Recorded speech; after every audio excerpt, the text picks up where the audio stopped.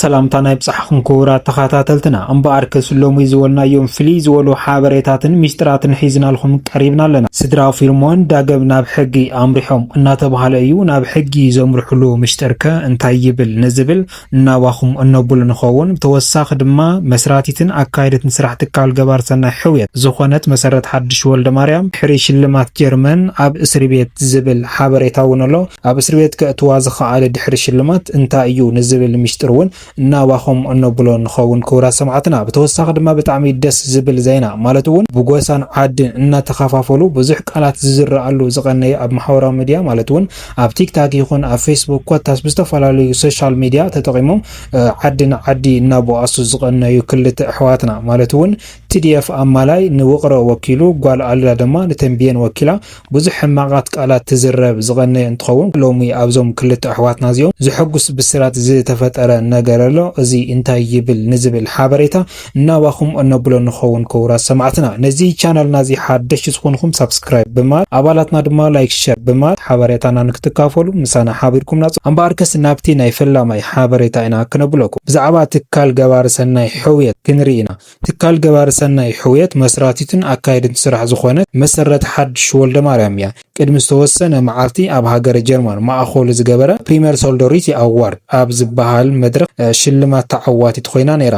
ነገር ናይዚ ሽልማት እዚ ግን ብዙሕ ምስጢር ሒዙ ይርከብ እናተባሃለ እዩ።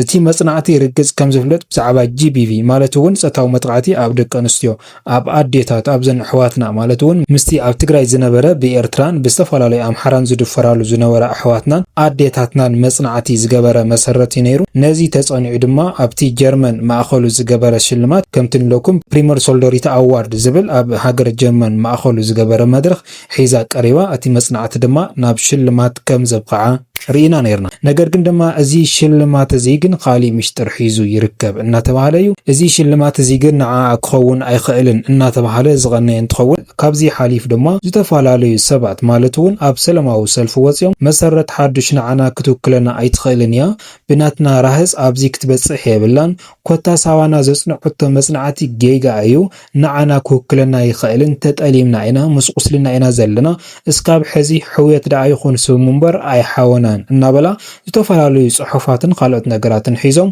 ወፂኦም ኣብ ሰላማዊ ሰልፊ ይቃወሙ ከም ዝነበረ ዝፍለጥ እዩ። ነገር ግን እዛ ሓፍትና እዚኣ ድማ እስካብ ዝሕዚ ሰዓት ኣብ ደገ ከም ዝነበረቲ ዝፍለጥ። ቅድሚ ዝተወሰነ መዓልታት ድማ ኣብ ኣክሱማውያን ሚድያ ቀሪባ ክንቀትለኪ ኢና ይብሉን ኣለዉ፣ የፈራርሑን ኣለዉ፣ ብምስሊ ይኹን ብጽሑፍ እናሰደዱ ብህይወተይ እስካብ ምፍርራሕ ደረጃ በጽሐ ኣለኹ፣ ንትግራይ ዝብድል ኣይገበርኩን፣ ደቂ ኣንስትዮ ኣዴታትናን ትግራይ ኣይበደልኩን፣ መንግስቱ እውን ኣይበደልኩን፣ ነገር ግን ናተይ ሞት ፍርዲ ይፍረደንሎ፣ ትግራይ ኣቲዋ ሓደ ነገር እንተኮይነውን መንግስቲ ተጠያቂት እናበለት ዝነበረት መሰረት ሓድሽ ወልደ ማርያም ኣብ ኣክሱማውያን ሚድያ ቀሪባ ቅድሚ ዝተወሰነ መዓልቲ ድማ ናብ ትግራይ ከም ዝኣተወት ተሓቢሩ ነይሩ። ነገር ግን እዛ ሓፍትና እዚኣ መጽናዕታ ከም እንብለኩም ኣብ ጾታዊ መጥቃዕቲ ዘድህበ እንትኸውን እዚ ድማ GBV ዝብል እንትኸውን እዚ መጽናዕቲ እዚ ድማ ብዙሕ መጽናዕቲ ጌራ እያ ናብቲ መድረክ እዚ በጽሓ ዘላ። ነገር ግን ብዙሓት ወሃብቲ ርእይተ ግን ነዚ መድረኻዚ ማለት እውን እቲ ኣብ ሽልማት ብዙሕ ምስጢር ኣውፂኦም ይርከቡ ትክክለኛ መጽናዕቲ ኣይኮነን። ስለዚ ድማ ሽልማት እዚ ብምጭርዋር ዝመጽእ ሽልማት እዩ። ልዕሊ 4.5 ሚልዮን እውን ንውጽዓት ህዝብናን ኣዴታትናን ዝተዋሃቦ ጠሊማተን እያ። እስካብ ሕዚ ድማ እናበኸያ ይርከባ እናወሉ እዮም ርእይቶኦም ዝህቡ ዘለዉ። ሓደ ድማ ዋላ እኳ ብዙሕ ሕማቕን ጽቡቕን እንተገበረት ኣብ መድረኽ ዓለም ወፂኣ ዘን ደቂ ኣንስትዮ ውጽዓት ማለት እውን ጾታዊ መጥቃዕቲ ዝበጽሕ ኣሕዋትና ዓለም ለኸ ኣፍልጦ ክረክብ ምግባር እውን ሓደ ሰናይ ተግባር ስለ ዝኾነ ዘለዋ ሕቶ ማለት እውን ዝፈጸሞተ ጌጋ እንተሃልዩ እቲ ዝፈጸሞተ ጌጋ በቲ ናይ መስርሒ ኣካል መንግስቲ ክሕተት ኣለዋ። ተዘይኮይኑ ግን ሰላማዊ ሰልፊ ኣይምተገበኦን እቲ ሽልማት እውን ስለ ዝመጽእ እናበለ እውን ብዙሓት ኣካታዒ ዝኾነ ሓበሬታታት እናተቀባበሉ ዝቐነዩ እንትኾኑ ክቡራት ሰማዕትና። ነገር ግን እዛ ሓፍትና እዚኣ ሎሚ ኣብ እስር ቤት ኣቲዋ እናተባሃለ ብዝሕዝን መልክዑ ንህዝቢ ይወኪላ እያ ኸይዳ ነይራ። ኣብ ውሽጡ ዝሰርሖቶ ስራሕ ክህሊ ይኽእል እዩ፣ ጌጋ ክትፍጽም ትኽእል እያ።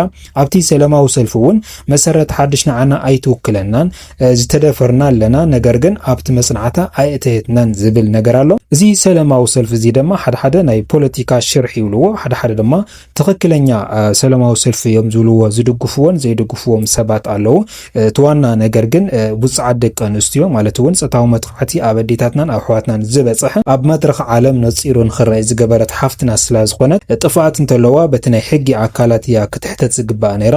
ሎሚ ግን ኣብ እስር ቤት ኣላ እናተባሃለት እዩ። ሓፍትና እዚኣ መዋፅኦ ይፍጠረላ እናበልና ነዚ ሓፍትና እዚኣ እንሰርሖ ስራሕቲ ግን ብሕጊ ከቐፅዕ እንተኮይኑ ብናይ ሕጊ መሰረት እምበር ብሰላማዊ ሰልፊ ክግለጽ ኣይምነበረን ክቡራት ሰማዕትና። ብተወሳኺ ድማ ናብቲ ሓበሬታና ማለት እውን እስካብ ሕዚ ን70 መዓልትታት ዘቑፀረ ድሃይ ምጥፋእ ፊልሞን ልዕሊ 2 ወርሕን 10 መዓልትን ዘቑፀረ እስካብ ዝዓለት እዚኣ ፊልሞን ሓውና እውን ኣይተረኸበን ዘሎ። ብዛዕባ ፊልሞን ሓውና ብዙሕ ሓበሬታትን ሚሽጥራትን እንዳወፁ መፅኦም እዮም። እዞም ዝወፁ ሚሽጥራትን ካልኦት ሓበሬታታትን ግን እስካብ ሕዚ ድሃይ ፊልሞን ኣሎ ዶ የለን ብሂወት እኒሆ ዶ የለን ዝብል ሓበሬታ ኣይተረኸቡምን ነይሩ ማለት እዩ ክቡራት ሰማዕትና።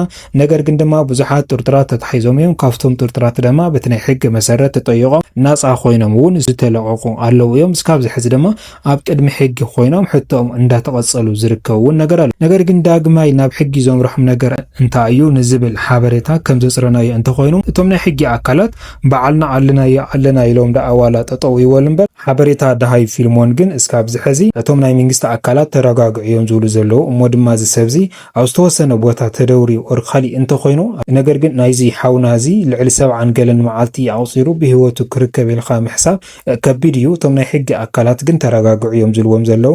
ነዚ እዩ እውን ድማ ስድራ ፊልሞን ዳግም ናብቲ ሕጊ ክስየቶኦም ኣቕሪቦም ዘለዉ። ኣብ ምንታይ ደረጃ በፂሕኩም ሓበሬታ ሓብሩና ዝብል ማለት እዩ ክቡራት ሰማዕትና። ናብቲ ደስ ዝብል ሓበሬታ ክንወስደኩም ድማ ብጎሳን ዓድን ኣብ ማሕበራዊ ሚድያ እናተፀራረፉኩም ድማ እስካብ ኣካውንት ምዕፃብ በፂሖም ዝነበሩ TDF ኣማላይ ምስ ጓል ኣለላ ዝገበርዎ ክትዕ እዩ።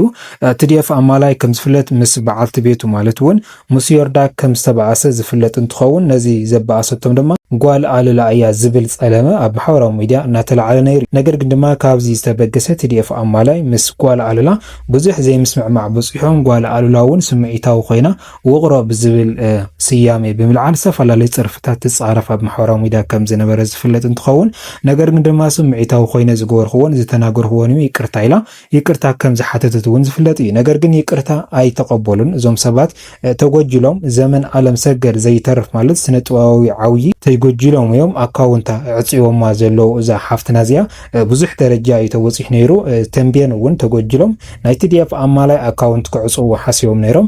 ነገር ግን ናይዞም ክልተ ኣሕዋትና እዚኦም ሎሚ ኣብቅዮ መሳርሒ ናይ ማሕበራዊ ሚድያ እዮም ኮይኖም ነይሮም።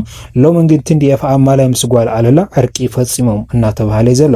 ነዚ ዕርቆም እዚ ድማ ደስ ዝብል ዜናን ሓጎስን እዩ እናተሰምዐ ዝኸድ ዘሎ። ባርከስ ሎሚ ዝወልናዮም ሓበሬታታትና እዚኦም ይመስሉ ነይሮም። እስካብ መጨረሻ ሓቢርኩምና ፀናሕኩም ድማ ካብ ልቢ እናመስገና ኣብ ዝቕፅል መደባትና እስካብ ንራኸብ ሰላም ሰናይ ፃኒት ይኮርኩም። ሰላም ተናኣኹም ሰላም